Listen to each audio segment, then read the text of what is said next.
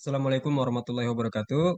Pada kesempatan kali ini, saya akan membicarakan terkait dengan bagaimana cara menghitung dengan mudah zakat penghasilan yang banyak dibicarakan oleh orang-orang. Terlepas dari ada yang kontroversi terkait dengan zakat penghasilan, pro dan kontra terkait dengan zakat penghasilan, kami sendiri memaknai zakat penghasilan sebagai zakat mal itu sendiri, ya. Jadi zakat penghasilan adalah zakat mal yang dicicil setiap bulan atau setiap periode gajian.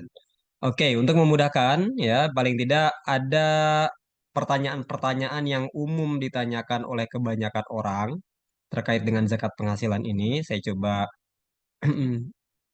rangkum dalam tiga pertanyaan ini. Yang pertama, berapa gaji minimal sehingga dikenakan zakat penghasilan? Namanya sih bisa bebas ya, bisa zakat profesi, zakat pendapatan, ya zakat gaji, intinya zakat yang didapatkan dari penghasilan. Berapa? Kemudian yang kedua, zakat penghasilan diambil dari gaji bersih atau gaji kotor. Begitu. Kemudian yang ketiga, kalau sudah bayar zakat penghasilan, harus bayar zakat mal lagi? Enggak. Nah, paling tidak tiga pertanyaan ini umum ditanyakan oleh masyarakat luas. Nah, untuk memudahkan eh, mengambil jawaban atau mendapatkan jawaban dari tiga pertanyaan ini, saya akan menyampaikannya dalam bentuk cerita, gitu ya, dalam bentuk studi kasus. Oke, jadi ini yang akan selanjutnya saya sampaikan adalah sebuah karangan, nama dan tempat, tidak ada kejadian, bukan kejadian yang sebenarnya. Tapi paling tidak setelah studi kasus ini disampaikan, kita bisa menjawab tiga pertanyaan ini, insya Allah. Oke, bagaimana studi kasus tersebut? Nah, ini dia ya. Bagaimana cara menghitung zakat penghasilan? Ini diilustrasikan, Pak Didi itu adalah seorang karyawan swasta dengan penghasilan sekitar 18.500.000 rupiah per bulan. Tentu sebenarnya penghasilannya tidak tetap ya, karena ya penghasilan tiap bulan kan bisa beda-beda. Tapi mungkin kalau di rata-ratakan itu sekitar inilah 18.500.000 rupiah per bulan. Dan itu di luar bonus-bonus dan tunjangan yang sifatnya insidental, entah THR, entah bonus akhir tahun, bonus pencapaian kinerja, dan sebagainya. Begitu waktu gajian tiba, anggaplah Pak Didi gajian setiap tanggal 25, begitu ya, atau tanggal 1. Pak Didi senantiasa membagi penghasilannya setiap bulan sebagai berikut. Sama seperti kita mungkin ya, kalau kita dapat rezeki, tentu kita bagi-bagi kan ya, berdasarkan pos-pos yang sudah kita miliki. Nah, ini yang kira-kira Pak Didi bagi setiap bulan. Jadi setiap bulan Pak Didi membagi dari 18.500.000 penghasilan Pak Didi buat cicilan rumah 3.723.457 rupiah. Nah, ini kan cicilan rumah flat gitu ya, kira-kira flat begitu. Kemudian biaya sekolah anak. Nah, ini juga kan biaya tiap bulan sama, misalnya 1.500.000 begitu. Kemudian biaya operasional rumah tangga, misalnya listrik, internet, air, gas, dan sebagainya, 2 juta. Kemudian untuk istri dan anak-anak jajan, ini 1 juta. Untuk orang tua dan saudara, 1 juta, begitu. Dan seterusnya, Pak Didi membagi semua penghasilannya tersebut ke dalam pos-pos yang sudah beliau tentukan.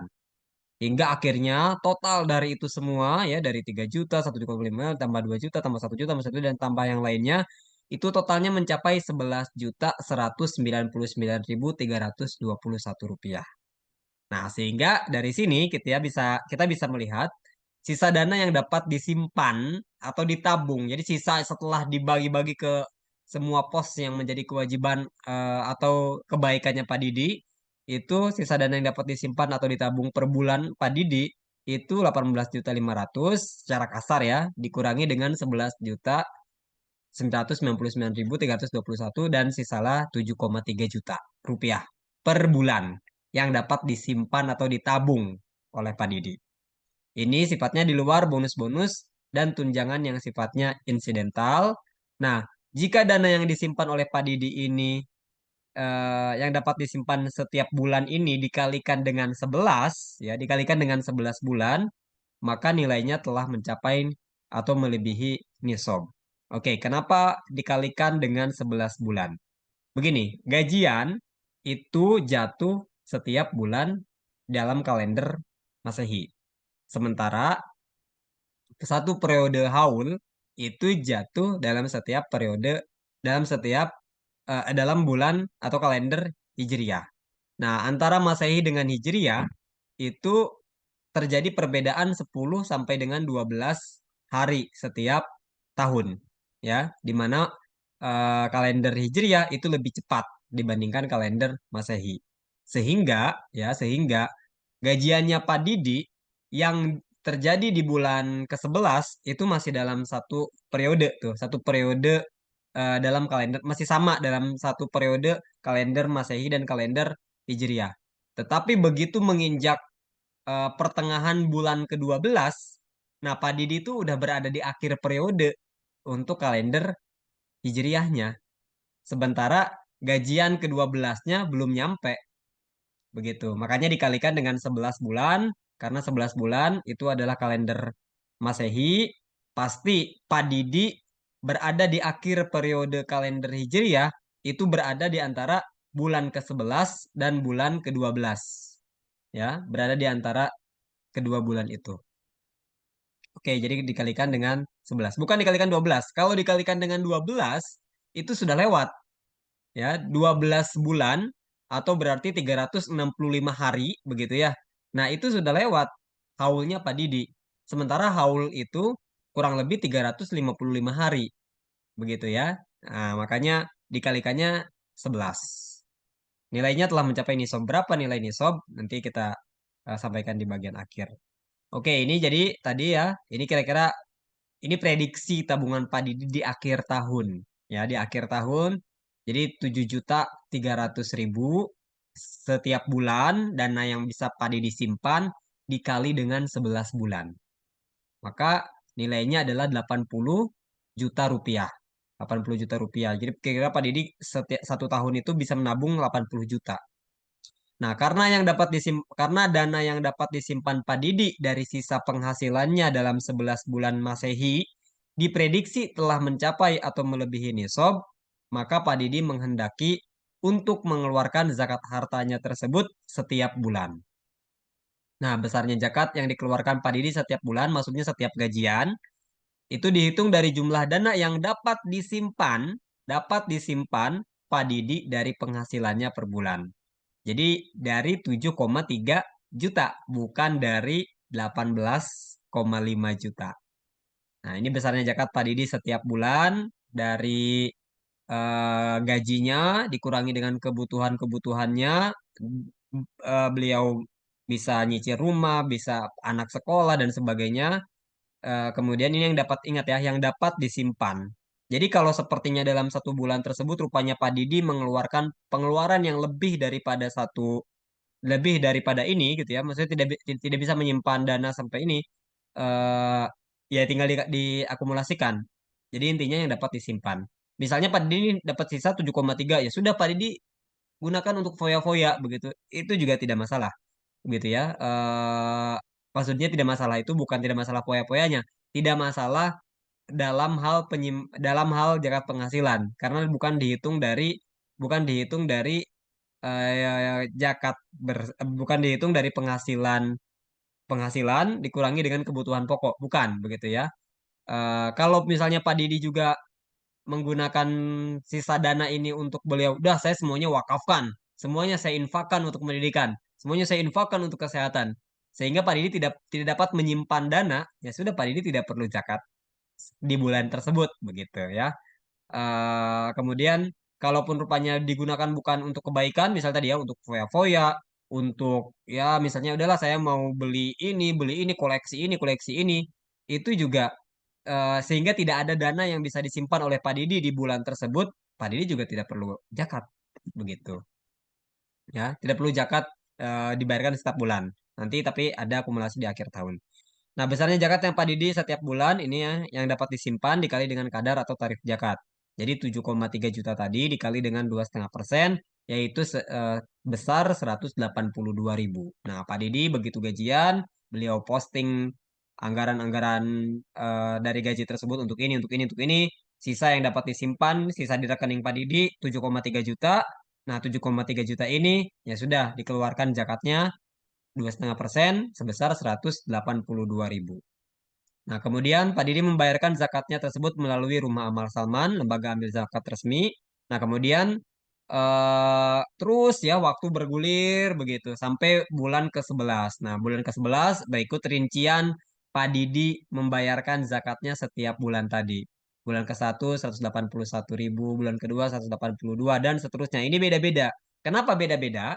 Karena boleh jadi gaji yang diterima Pak Didi juga beda-beda nominalnya. Ada 18,5, ada 18,7, ada bahkan 19 juta, ada yang bahkan 20 juta begitu ya. Kemudian yang kedua, boleh jadi kebutuhan Pak Didi setiap bulan itu berbeda-beda ya, baik kebutuhan primer, sekunder maupun tersier itu berbeda-beda. Sehingga dana yang dapat disimpan oleh Pak Didi menyesuaikan dengan kebutuhan tadi. Begitu. Contohnya Pak Didi hari ini harus masuk bengkel gitu ya, mobilnya mogok, ya keluar dananya begitu. Ya kira-kira begitu. Jadi kebutuhannya berbeda-beda. Makanya di sini nominal zakatnya tidak tidak sama begitu ya. Boleh jadi Pak Didi zakatnya, bukan zakatnya, penghasilannya besar di bulan itu karena dapat bonus. Sehingga penghasilan beliau 30 juta. Tapi rupanya pada bulan yang sama, beliau harus bayar daftar ulang anak begitu.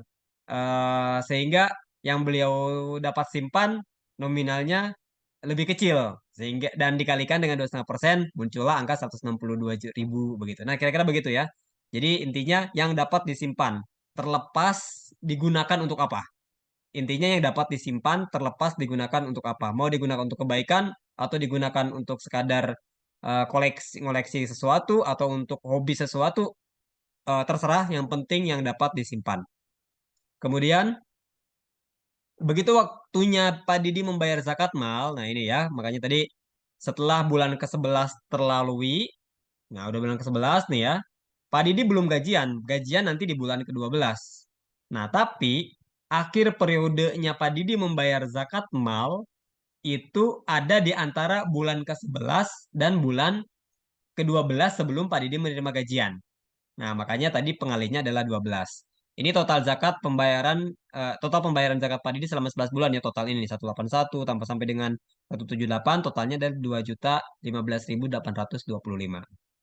Nah, begitu tiba waktunya Pak Didi membayar zakat mal tadi antara bulan ke-11 dan sebelum gajian ke-12, Pak Didi menghitung seluruh kekayaannya saat itu. Menghitung seluruh kekayaannya saat itu. Rincian kekayaan Pak Didi sebagai berikut. Uang tunai yang beliau pegang ada di dompet, ada di kantong, ada di lemari dan sebagainya itu ada 3.500.000. Kemudian saldo tabungan atau deposito di bank ini 56 juta. Simpanan di koperasi, misalnya beliau ikut koperasi karyawan atau koperasi warga atau koperasi apapun, itu ada 7.400.000. Kemudian emas murni 20 gram, jadi beliau punya emas begitu. Logam mulia beli 18.800.000. Ini angka dirupiahkan begitu ya, sesuai dengan harga emas pada saat studi kasus ini dibuat atau pada saat Pak Didi jatuh haulnya tadi ya.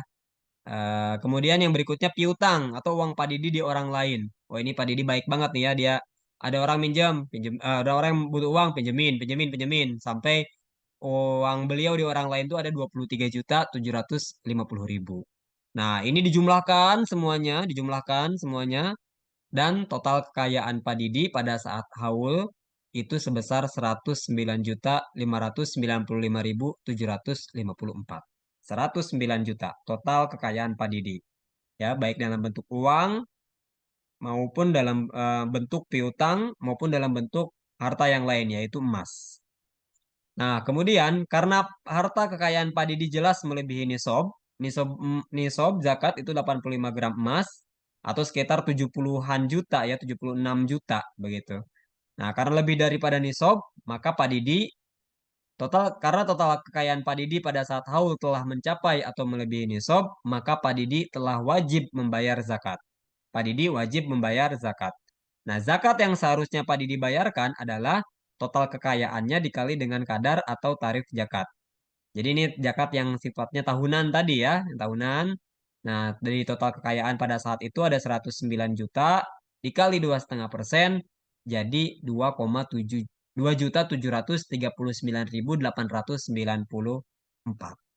Ya, ini total zakat yang harusnya Pak Didi bayarkan. Nah, karena 11 bulan ke belakang Pak Didi telah membayarkan zakatnya dan jumlah yang telah dibayarkannya, tadi ya di sini, ini total yang dibayarkan Pak Didi jumlahnya adalah 2.015.000. Nah, sementara Pak Didi harus membayar zakat hartanya itu 2.739.000.